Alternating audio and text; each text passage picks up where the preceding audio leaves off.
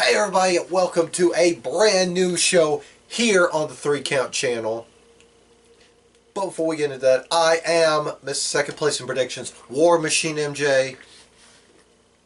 And I'm Mainstream Malcolm. Third place in predictions, and the only Wondershot champion in our brand. Yep. But this is our new show that we call the 3 Count. Because we are the 3 Count Mafia. Mine's raw right now because he's at his uncle's funeral. Yes, there was a death in his family that he's attending to. But no, seriously, our condolences. So. Yeah, yes. So we allow him to skip hanging out with us. We'll allow it. Now, we know family's important, so, you know. Yeah. Anyway, what this basically is a recap show where we recap, for right now, we recap WWE programming. Since it's easy to digest and, of course, easy to miss. Ergo, let's see, 7 hours of content weekly. Pretty much. Yeah. So, let's go and jump into the fray with Raw. It took place, Monday, as it always does. They started the show off with the announcement of the first ever, in parentheses, first ever women's pay-per-view. All women's pay-per-view. Not a single man in sight, or that is the assumed notion. Were they going to have female referees too? Probably. They already have one female ref. Yeah, she's barely seen. And she's on NXT. Oh, well, I don't watch NXT as much. That's your problem. I know. You missed a truly bananas match that we'll get to in a minute. We will. Anyway, there's even talks for a female commentary team. I mean, why not? That can be done easily. I mean, just gotta find some commentators. Shimmer and Shine do it. Shimmer and shine, shimmer and shine. Anyway, first ever women's pay-per-view is going to take place October 20-something? 28th or something like that. I think they said 28th. I think so. It replaced Clash of Champions or Hell in a Cell. I forget which one. It wasn't Hell in a Cell, no. It was either Clash of Champions. Yeah, it was Clash of Champions. Okay. Yeah, because they were talking about they might bring back Halloween Havoc. Yeah. That didn't work out. Yeah, it didn't work out too well. Anyway, but no, this is great. Especially Triple H's, his kind of part on the mic. He sounded like he was actually going to tear up, since he helped those most of those ladies through NXT. Mm-hmm. It was a pretty sweet moment for Triple H. Evolution. But that's as far as we go with the positives on this. The negative is they keep saying it so much. Yeah, they beat us down with it. Oh, on the first day, on the first night. Not just on the first night, but across all WWE programming. It's just no programming was safe from at least one mention of it. Every promo almost. Okay, it's great. It's great that you're promoting this. It's great that you're finally doing this. But just remember two things. One, don't drop it in everybody's promo. Even the people that have nothing to do with it. Don't do that. Stop doing that. Mention it for the first hour, and mention it in every women's segment. That's it. Number two, stop promoting it as the first ever women's pay-per-view. Impact did it at least twice before. I forget how many times they've done it. One night only, knockouts. They have done it multiple times. Mm-hmm. Anyway, we move on from there to the B Team defending their Raw Tag Team Championships against the Leaders of Worlds. And the B Team won. Which, it wasn't much of a match. It was like one of those quick matches. It was a quick match. But B Team won. They upset the system. And, the Leaders of the World went heel. They got mad and turned heel, man. Yeah, they beat the shit out of them and then, just like pulled at their... Oh, wait, that was Smackdown last week. That was sickening. Whoops. No, they just beat the hell out of B Team. Which, finally, they got some new direction for the Leaders of Worlds. Thank God. Because who doesn't want to see a heel Matt Hardy? A heel woken, yes, Matt Hardy. Just like back in Impact? Yeah, because that's how the whole broken universe started. Because, It was really him against his brother at first. yeah, he was the heel in the situation. Yeah, and Jeff was just like the face. He's like, oh, hell no. Ah, that was so good. So good. That's so stupid. Anyway, next next Segment. well, I would say segment because I cut out a bunch of the jobber stuff, the stuff that didn't really matter. Oh, yeah. So the next big story beat was Lesbians? Possible lesbians? Sasha and Bailey are back on the same page. Oh, they're definitely on the same page, if you get what I mean. They're doing this. They're doing this lesbian bit with them. What are you doing with them? Why can't...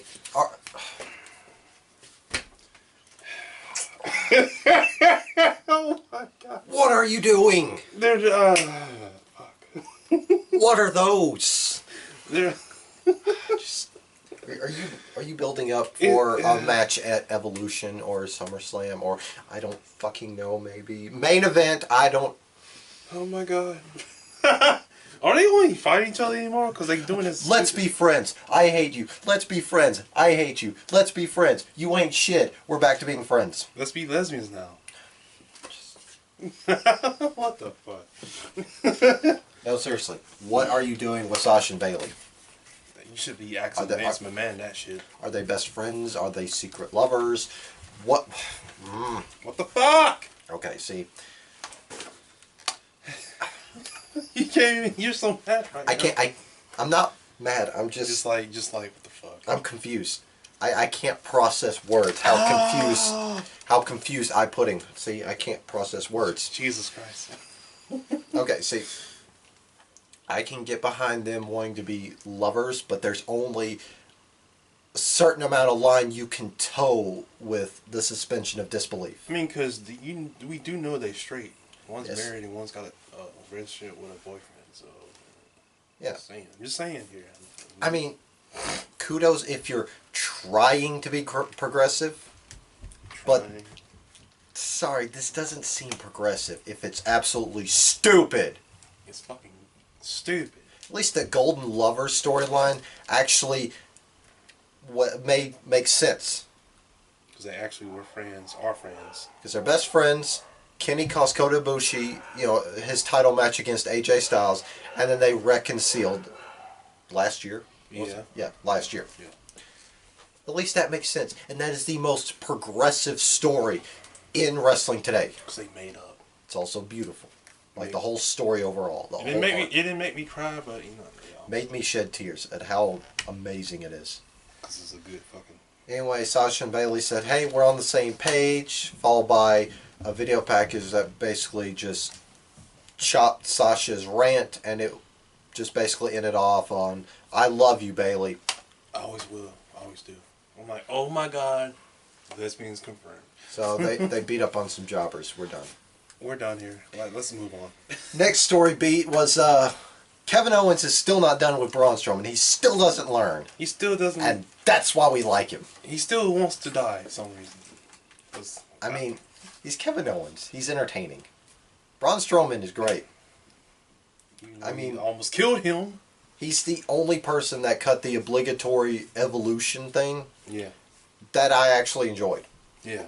Because, he said this is great, it's great for the women's, especially my mixed tag partner, Alexa Bliss, which they're adorable together. Adorable. But, he kind of went he used his regular voice, then he went back to fake voice. And it was funny. Because, he's Braun Strowman, he's great. Then he had that little segment with Jinder Mahal. Jinder Mahal, who tried to find his inner peace. And this was hilarious because he goes to Sunil Singh. He's like, little man, get over here. He's like, who, me? Yes, you. You're the only little man in this ring. Get over here. Okay. He's like, hold this mic. Get these hands. And he's just like, I got a mantra. I said hold this mic. Okay. I got a mantra of my own. It's get these hands. And and as soon as he said get these hands, Sunil, his eyes bulged. He's like, what? What? And he got hurt. He got ragdolled. It's like, It's hysterical. Anyway, fast forward a little bit later on to Stephanie Man leaving. yeah, she's about to leave. Talking with Kurt Angle, Baron Corbin, KO come up and pitch the idea of KO versus Strowman once again at SummerSlam. But if Kevin Owens wins, He gets the briefcase. Yeah, he gets the monster in the briefcase. It's like he wants to die. Like Yeah, he never learns, and that's why we like him, because he's entertaining. So, yeah, that's a match now. Fast forward to Finn Balor versus... Finn Balor. Did he fight McIntyre? Yeah, he fought him. Yeah. Okay, yeah, Irishman versus Scotsman. Anyway, then it dissolved into a tag team match. Because Dolph Ziggler broke up the fight. Yeah, he interfered, and then Mr. Burn It Down came in. And then Seth Rollins, he did the... Yay, so happy for the women's division, Evolution. Ah! But I'm going to get an Intercontinental Championship match at SummerSlam. So that match has been made official. It's going to be another good match. And then we make our way to the main event. Bob Lashley versus Big Dog Reigns. Fuck. Keep going. So, yeah. It was to decide who's going to face Brock Lesnar at SummerSlam. All I know is it should have been Bobby Lashley. Yeah, lo and behold, they didn't make the smart decision. They made the dumbest decision of all the decisions. They just stupid. So you folks at home, watch me. This is perfect metaphor. What, are you watching? You watching?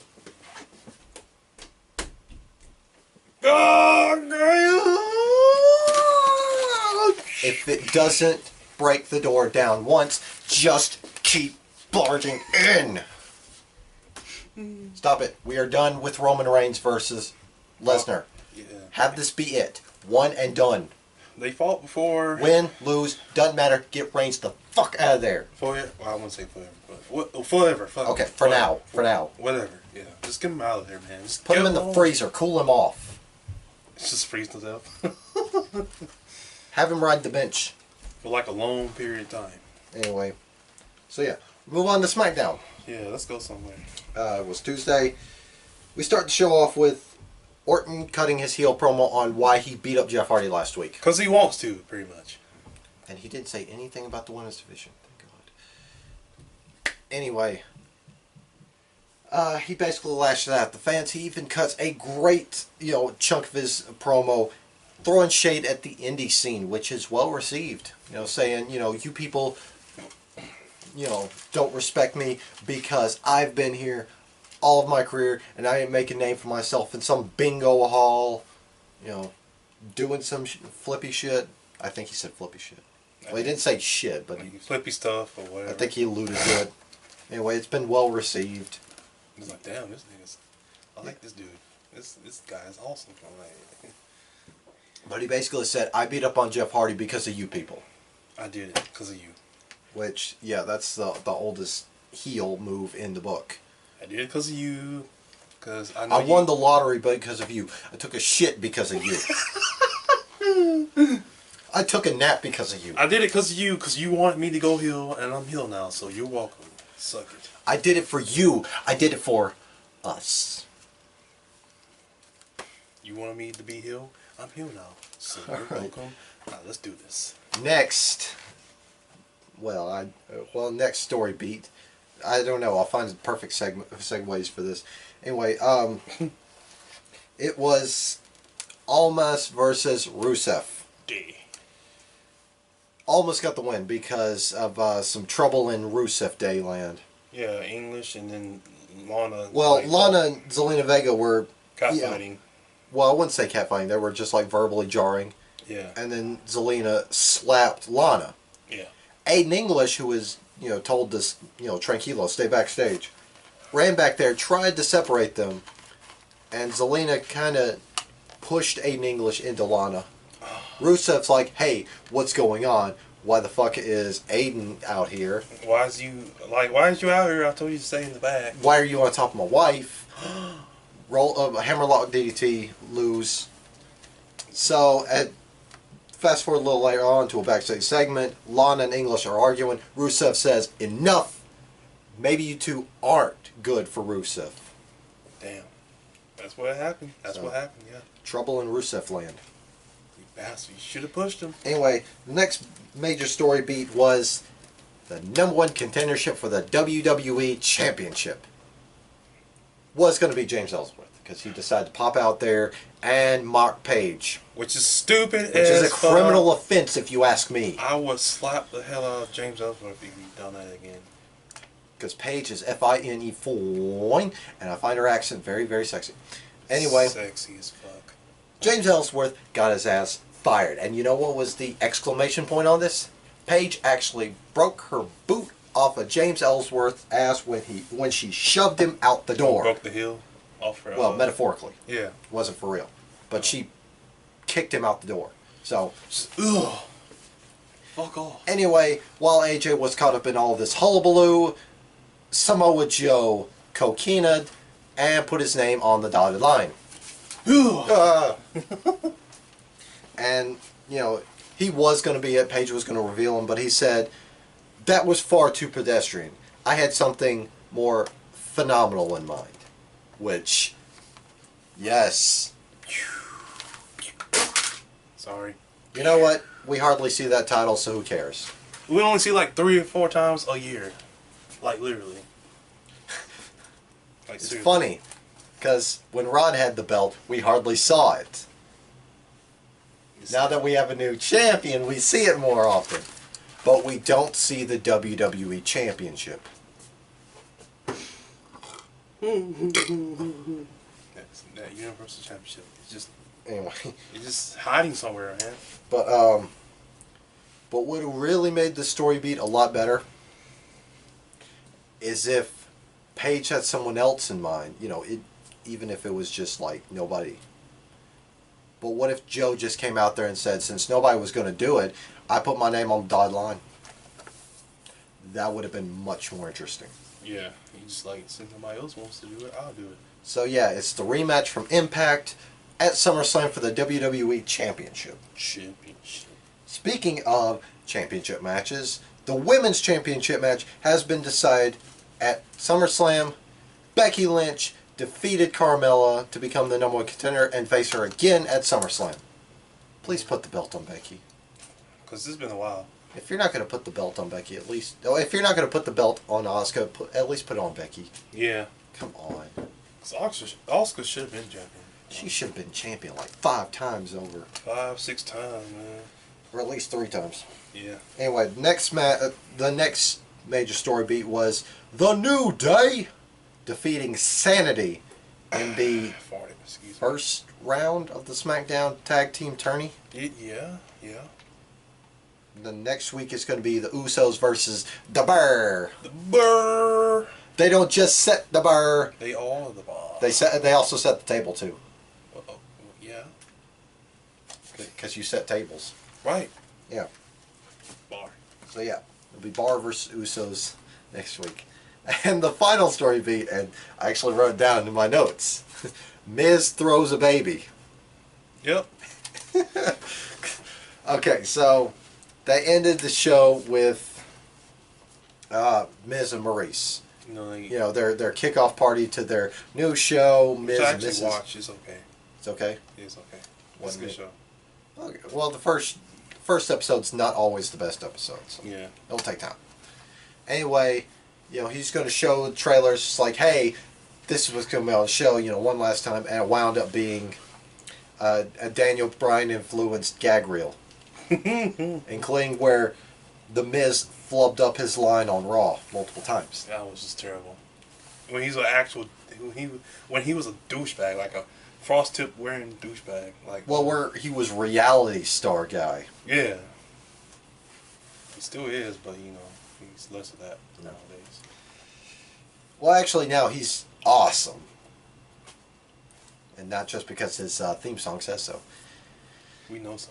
Anyway, Daniel Bryan comes out there, you know, he wants a piece of The Miz, and, you know, The Miz, who's got the baby, yeah, he throws the baby at Daniel Bryan. Daniel Bryan catches, he's like, oh my god, how could you, wait, this is fake.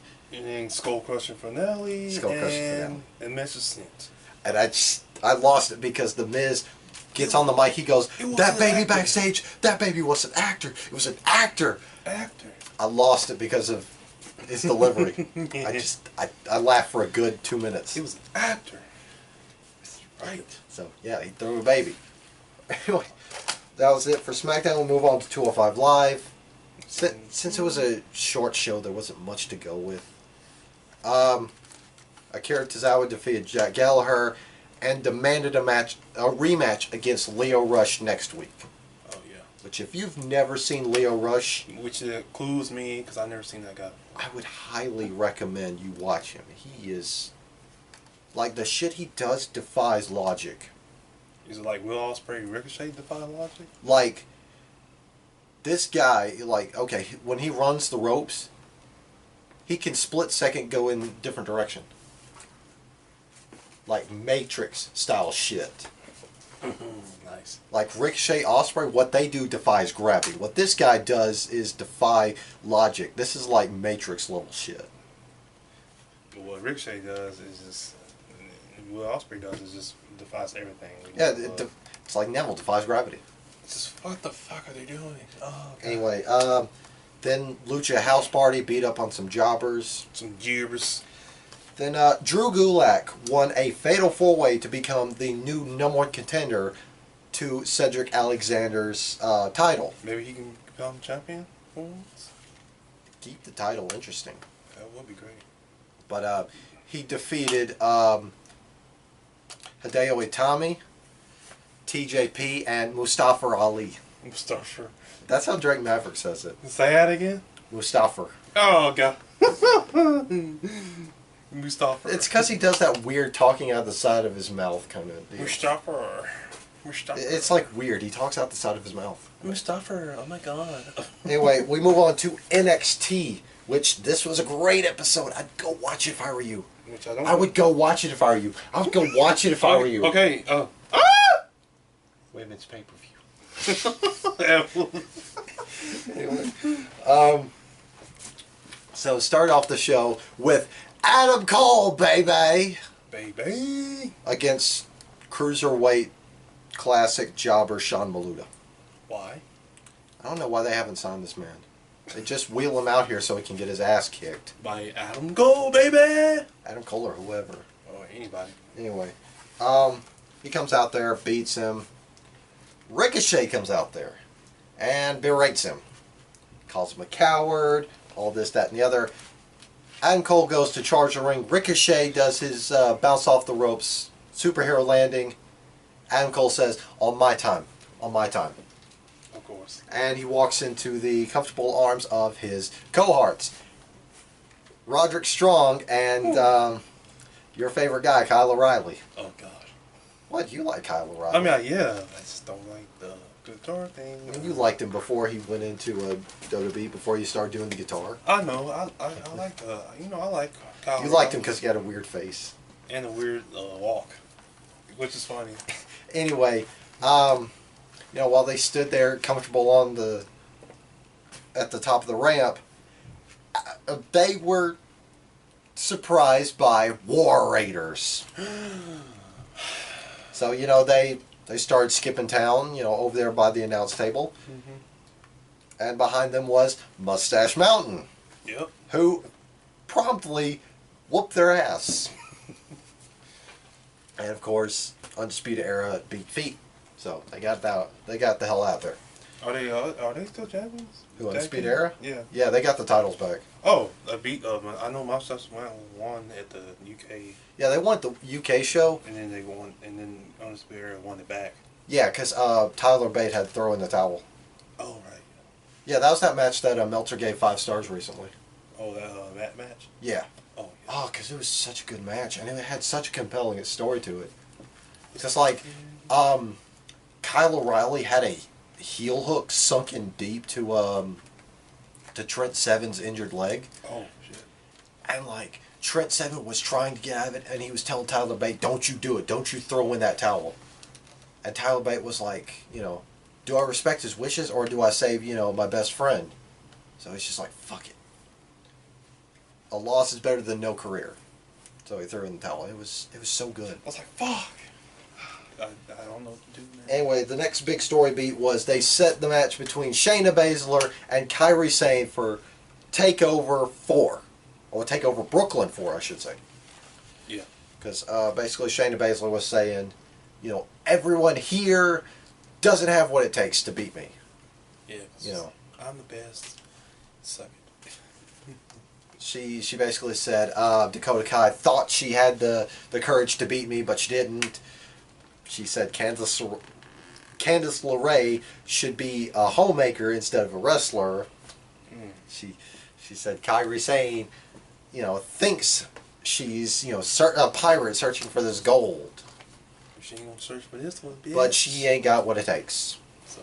And then she storms out of there. Kairi Sane just basically said, she knows, and I know, and they know I can beat her. Mm-hmm. So, yeah, that's how that went down. Wait, the next big story, and this is huge, was there was a new NXT champion at Full Sail. Yep.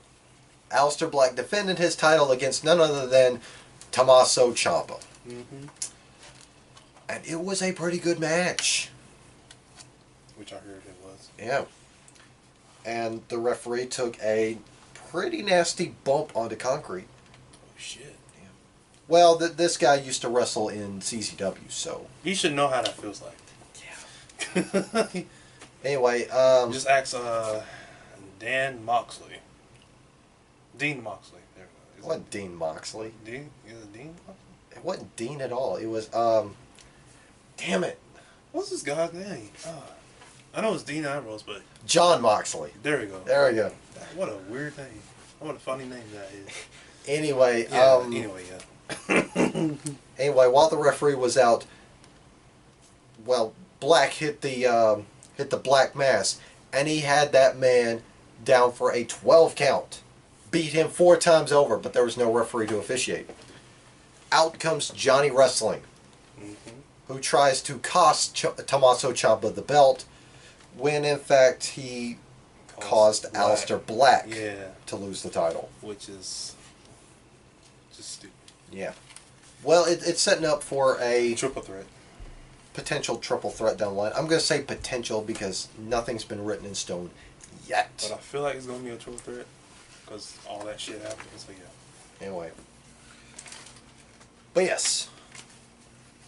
Tommaso Ciampa now predicts that NXT will be the A show since he's champion. Champion is already the A show you're talking about. Well, it's the U show, as in the Underground show. Well, that's true. Because it's WWE's Underground show.